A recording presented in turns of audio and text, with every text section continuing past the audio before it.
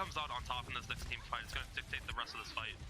Yeah, and that's also going to be partially dependent on how they set up the engagement there. The bomb and the EMP both coming out, but it looks like Itachi's the only one caught out. Although we do have 4 or 5 hacks onto the members of Los Borealis. They drop a bomb themselves. Foodfrag not securing any eliminations with that. And it looks like the members, the manpower on the objective for Los Borealis is actually going to wear thin as Proximity and Catchin both go down. So those 2 eliminations are going to be nailing the coffin for that hold. Different people hacked there, and Itachi going down, not able to save anyone with the beat, was able to really just steamroll that one once again.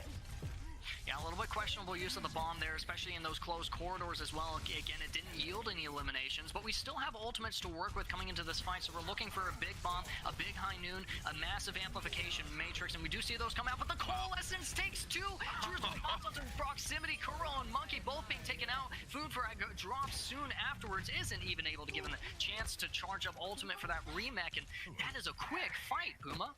Coalescence, that combination themselves were able to just wipe away that entire team fight. Now we have the beat coming out for Los Borealis, as well as the mirror from Donatello. Death Blossom coming out from Kristen secures Kuro and actually helps to get Foodfrag out of fight. But a massive high noon from Catchin might be able to swing the fight as Monkey takes Kristen out with a fire strike. Foodfrag and Monkey both going down. Itachi is only the one who is able to contest the objective. 99%. The overtime wick is going down, and Borealis yields the first map of Ilios. Srath and Kristen taking a little bit less conventional approach, it seems here. You know, I really do like the Christian pick here, going with Far. Far has always been very strong, especially with only a McCree to really answer this. If you find a quick pick on that, and once again, already Christian able to find it on Kuro.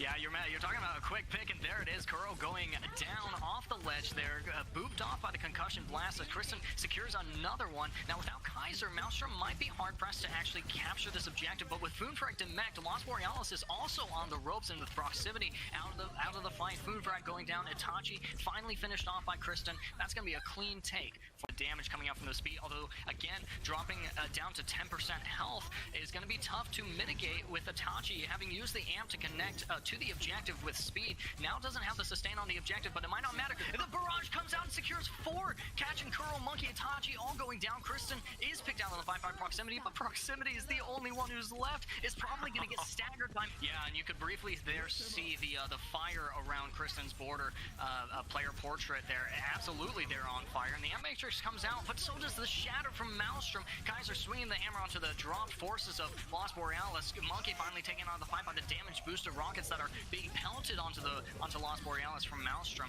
and it looks like that's another one fight for them. I think so. I don't think they have any characters fast enough, even with Lucio speed boosting here. It just won't be enough.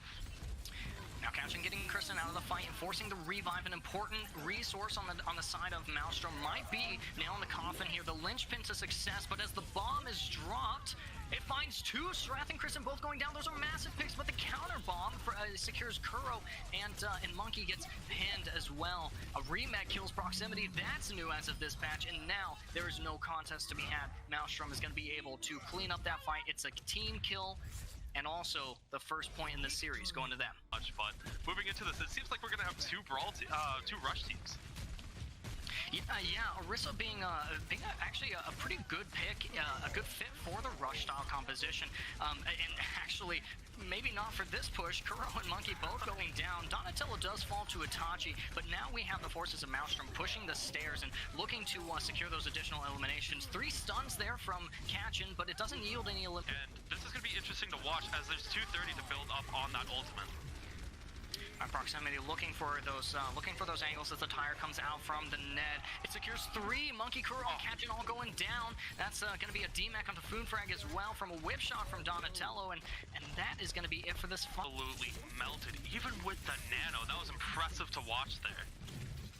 The damage increase coming out every fight, it seems. The nano last fight, and now the bongo, the supercharger coming out from Snakea, and that's going to thwart the attackers as they try to get back on this high ground. Kristen uses it to get Catchin out of the fight. That is a quick pick from the DPS player for Maelstrom, and still ultimates coming into this fight for them. They have the shatter, they have the tire, and as this fight continues to break out and Borealis tries to find their footing here on their right side, it looks like they're going to get chased here by Maelstrom. The net using the distraction there to eliminate Proximity as the shatter Shatter comes out. Nano onto Monkey is going to prevent lethal instances of damage and possibly increase their damage output. But with Kristen and Kaiser finding those picks under the supports, there's no sustain here for Borealis. We have the Primal Rage coming out from Monkey, but purpled, anti-nated, and without support. Driving the high ground, just going to be able to get the tire off in a lot of different directions here. Yeah, and that tire is actually going to come out. It's going to linger a little bit there on the high ground. A massive anti-nade being dropped onto the forces of Maelstrom. Michael, the Ned all go down. Ned does find Kuro out with the tire, and now the forces for Borealis are dwindling as the fight breaks out on the objective. High Noon coming out from Kristen secures proximity out of the fight, and I think that there is nobody left to even touch. That is going to be a first point. There's going to be too much here from Christian and Michael as they just seem to be holding, and Donatello may even pocket them with their ult as we see this all coming alive right now. The High Noon coming out from Kachin is going to look to thwart the Nano Blade. Does find it onto Kristen. Kristen goes down. Donatello using the power of the Valkyrie to bring Kristen back into the fight. The revive is spent for the forces of Borealis as the High Noon comes out from the duplicate McCree. The Ned popping that ultimate, not actually finding Foonfrag as Foonfrag tosses the bomb, but the bomb lands onto the high ground behind the defender's point, and they've yielded. The ice wall comes up and it blocks the forces of Borealis. We do. We care about more than just the game and watching or playing it. We care about our communities, and we got to look out for each other. So thanks for sharing that. We do have the Symmetra teleport strat coming out from Maelstrom, but it looks like they only teleported Truzoy out there to the high ground. A very interesting choice there, but you know, we're gonna see how this one plays out as we see Truzo just able to get a lot of their shots, able to fall a couple body shots, and now they're dropping in with a great wall there. Yeah, and the teleporter wrapping around to the high ground here is actually allows them to kind of juke Kachin on the Kree, who had wrapped around through Hotel and is now looking for an off angle onto the supports for Maelstrom. Isn't able to find it in time though. Lost Borealis all go down in the process, and Kachin is quickly caught out of that fight. Getting that combo in again. Yeah, with the shatter coming out from Kaiser, Kachin actually does use the High Noon to catch Donatello out, so no sustain, no beat from Maelstrom as the shatter, as the hammer comes down and the blizzard comes out, the wall separating them off from the blizzard. It looks like the blizzard that gets value, those proximities. They do get a freeze off onto Kaiser, uses that to secure the elimination, and although Kuro does go down, it looks like, oh, this fight could go either way actually. We've got Michael and Kristen battling it out on the objective, but Kristen is the only one remaining now. But it seems like Lost is going to elect to hold themselves and get ready themselves. Shatter there from Monkey to cancel the opportunity that Maelstrom, that Truzoy had to freeze them as the Graviton Surge comes out from Foonfrag as well. Immortality Field protecting Monkey in proximity from death there, but the Immortality Field cast by Maelstrom is enough to keep them in the fight as well. Amplification Matrix cast and the wall blocks not one but two ultimates. Proximity popping off with that one ability there as Kachin pops the High Noon, but has to cancel it to dip out of what is potentially lethal damage. Donatello manages to find the boop onto Foonfrag, and Snake now Demect is duking it out in the backlines of oh goodness, of Lost Borealis, and now Donatello off the edge. The sustain gone from Maelstrom as the blizzard comes out, freezing Monkey in proximity. Both of them go down to Kaiser, who is able to use that opportunity. Their ultimates here. We do have Kachin using the High Noon. The speed boost provided by Itachi is going to help him round the corner there around the wall. Donatello actually goes off the map again, and the bomb is deployed by Snake. Doesn't find anything but an Immortality Field, but it does direct the attention of Lost Borealis. The shatter comes out and knocks them on their backs. Kristen is able to use that to find not one, two, three picks as Snake secures the final blow onto Kuro with the boosters. Now proximity is the only one remaining, but critically low on the mini pack. Cast the blizzard. It actually gets canceled as proximity is taken out by the micro missiles from Snake. Graviton Surge launched onto the objectives. The Immortality Field comes out and helps to mitigate the damage from the High Noon, and the window coming out from Maelstrom. Kachin's looking to touch the objective, ends up getting picked out of the fight by a crit shot from Kristen, and that is it. If you play this correctly, if Christian's able to get themselves out of and be able to disengage in fights, this is going to be very deadly as they just immediately go in and find Kuro right away and able to find the escape route. There's not much to say there as far as play-by-play casting. Two abilities from Doomfist yields 70% to the Earth Shatter. Yeah, one thing that, you know, I gotta say real quick is just Jinkies. Christian has just been going in as they're just going in, and Shatter already finding two eliminations with that as Kaiser finds a third one, just trying to clean up everything now, and Doomfist going to work on the back end, but Truzo wants a piece of the action, finding the headshot and taking that away. There's already been two team fights absolutely wiped, and just great team play out of Maelstrom as they go for a third one. Yeah, the amplification matrix deployed by Michael isn't going to quite yield any eliminations, and Catchin finding 2 onto Kaiser and Kristen is actually going to be the opening call to engage onto the objectives. The High Noon is deployed behind them. The shield and the ice block actually help to protect some of the members of Lost Borealis, but proximity does go down to a critical final blow there. Foonfrag and Itachi on the grab there are subject to the seismic slam, and Kristen coming back from spawn. And as the members of Lost Borealis huddle around the statue, they are going to get the block on the shatter. The blizzard comes out in the shatter to keep the members of Maelstrom from leaving that radius there, the freezing field. Monkey is able to use that to secure eliminations onto Truzoy and Snake. And 340 here. And you know, you didn't have to use, you used a lot of ultimates there, but it was worth it in the end because you need to break through some way, somehow. Oh no, Puma! What we're seeing here is is a little bit of a deja vu. And they're setting up in the same spot that we saw this whole time. Oh no, Puma! We've seen this before. We've seen this before, and here they come right away. This could spell disaster if they don't break through fast. The lamp deployed a little bit too early. Doesn't actually need to be used against the meteor strike. The amplification matrix deployed by Kuro is actually used to secure Kaiser and Michael, Christian and Truzoy both go down as well. Snake is soon to follow, and now Donatello out of the fight. The use of those ultimates as the cart begins to round that second to last corner. The High Noon coming out from Truzoy, speed boosted into a window, securing 2. Foonfrag and proximity going out is not the kind of point presence that you want to lose, and now the charge onto, I think it was Kaiser there, not being enough to eliminate him from the fight. Monkey is going to have to back out, sped out by... Told right at this choke, watch for a quick proximity ult here. Of the shadow coming out from Monkey, connects to a shield, so no stuns off of that as the blizzard is cast by proximity. It's going to find Kaiser and Michael. The immortality field deployed by Michael is going to help to protect Kaiser for a little bit, but he ends up going down to the High Noon from Catchin. Grabbed on Surge catches Snake, who is eliminated by Foonfrag, but there's still Kristen and Truzoy to contest on the objective. As a support player myself, I see Doomfist connect one ability, and I'm like, all right, that is too much HP for me to deal with, and we'll see how much HP, shield HP, Kristen gets with that meteor strike. He actually ends up falling in the process. The window deployed is able to be used by Catchin to secure 2 final blows onto Christian and Kaiser. Now down the main DPS and main tank for the Maelstrom squad. They're going to have to deploy window of their own in an effort to stabilize, but they might not be able to do it. Catchin getting Truzoy out of the fight. Moonfrag following up with an elimination onto Donatello, and the wall comes up, which they won't have too much time as they will have a minute and a half advantage for Maelstrom's side, and they need to move quickly here.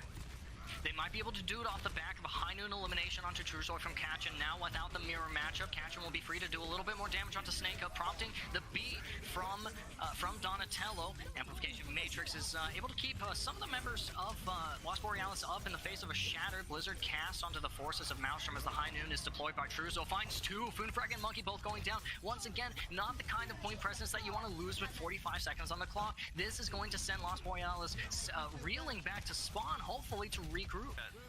Itachi getting the job done there. If nobody else will do it, then I'll do it myself, as Kristen takes up that same mentality on the Doomfist and ends up using his abilities to get Itachi out of the fight. Foonfrag does get a massive Graviton Surge, but there's no follow-up. 4 members grabbed, and there's no eliminations from Lost Borealis onto Maelstrom. Lost Borealis will be on the ropes here for this last contest. Might not even be a last contest with 2 seconds in the top and the bank. Itachi is able to touch, but might not be able to stay on it long. Kristen turns around in the amplification matrix and thwart the rest of Lost Borealis from connecting the objective. The boot from Donatello is defeated Itachi off the objective, and that's gonna be it.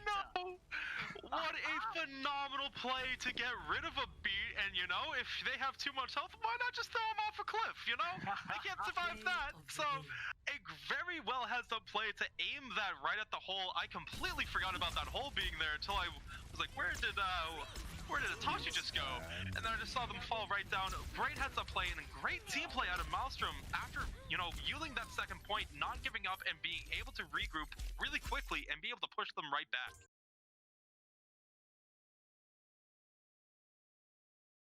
I think that our MVP is Christian, right? I believe so, and I believe we do have some time to ask them some questions if we can bring Christian right on in here. And first of all, I just have to say, congratulations to you guys. Absolutely unreal stuff today. And I just got to ask, how do you feel after that game? I feel pretty good. We were really upset that we lost map 6 actually. against the other team. I forgot their name. So winning this match 3-0 was very nice for us. Yeah, you're thinking of the series against Ford's Revenge. That's right, them. week 4. Yeah, certainly a tough one, I bet. But this one appeared to be to be maybe a little bit more straightforward of an endeavor for you guys. And my question is, we got to see a lot of versatility from you on the DPS roster. Which of these heroes would you say you were most comfortable playing tonight? Um, I I I really love playing Doom on King's Row, so it would Okay. probably be Doomfist. And, Okay. I do gotta highlight. It did seem you were pretty comfortable there with a great attack right away, getting those first two picks. I do have to ask though, what was going through your mind when you're able to help flip the point back? I believe with your teammate. I'm blanking on their name. Don't hurt me. Don't be upset at me for this. I believe it's Kaiser with the great grab. And just those different momentum type of plays going on throughout your entire series, a lot of great work between it's just between your team, especially you and either your support or following up with a tank ultimate. And what's the communication like during that? It's actually pretty straightforward. We either tell each other if it's winnable or if it's not. Like how we committed grab at the end there, and then I came and cleaned up the kills. And most of the time we just always see it as winnable, even if we're down like 1 or 2. We always just try to bring back the point, especially if we have ults to retake it with. Yeah, that's that sounds exactly what it looks like in some of these fights that you guys were able to really swing off the back of what seemed like absolutely no resources that you guys had to work with. Definitely made for a fantastic spectacle. So Puma, unless you have any other questions, I think I've gotten my fill of insight from Christian into this spectacular match. All I gotta say is, do you have any words for everyone out there tonight? I do actually. Shout out to my teammates. One of the reasons why I actually enjoy playing Doom the most is because of my teammates being able to like easily peel for me. Like I get bubbled, healed like instantly. So it's really nice. Shout out to Donatello, my support player. You fell off the map twice. Um, and yeah, that's about it. All right. Thank you again for taking the time to come in here today. And, that's a pretty good shout out for Donatello there. Not in the best of light, but at least it's a shout out. We'll take what we can get. Thanks so much for popping in, Christian. GG's to you. Very well played by you and your team. We're looking forward to big things from you guys in playoffs and hopefully in the grand finals as well. Thank you. For a couple of questions. Sorry, I just love the title. I'm not gonna lie. I always forget the name of it until someone says it. It's just amazing. Hey, Donatello, how you doing tonight? Good. How are you guys doing? Good. We just gotta bring you in here and just give you a nice shout out. And Awesome. First question I gotta say is, how are you feeling after that win? Pretty good. It was my first time I've ever had a game casted, so like I'm going back and watching it actually right now, and it was thrilling. It was a lot of fun. I'm pumped. I fell off the map twice. That was a bug. We always blame it on the bugs, and you think that it was thrilling and fun to play. I'm gonna have to bump you up there and say it was even more exciting to watch and spectate, much less cast and commentate there. And yeah, that was gonna be my question for you: is how do you justify not 1 but 2 environmental eliminations on yourself? Okay, one, I was probably dead anyway because there was a Deadeye and I was Maywalled, so that one. Give myself a pass. But the other one, I went and got the boop on Zarya, so it was a 1v1 trade. Okay, so. So we call worth in the match chat, I think, when things like that happen in our solo queue ranks games. And man, I'd be chagrined if I didn't ask you about that final boop onto oh goodness, it was not Kiro, it was Lucio. Hitachi, yes, who was actually had sound barriered on the objective and was gonna be sustained on it if you hadn't thwarted that. Yeah, that was kind of lucky. Because I just rushed their spawn and we killed the BAP and like the McCree, and I rushed back and I didn't actually know where the Lucio was. It was just a quick flick to where I just projecting where he's at, and I was like, where the fuck is he? I can't find him. And then all of a sudden I get the kill. I'm like, oh, sick.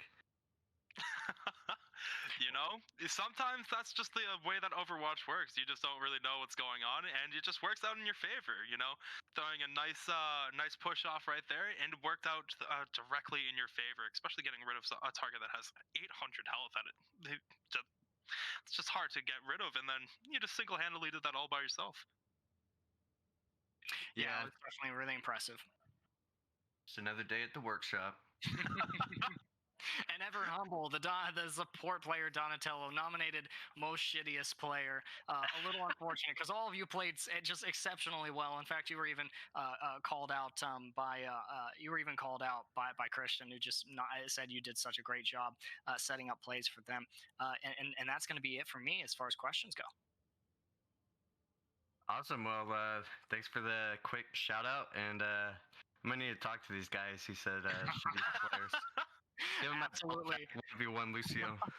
Yeah, you go talk to them, Donatello. Thanks so much for popping into the casting booth and helping us get some insight from you. Awesome. Appreciate it, guys. Have a great night.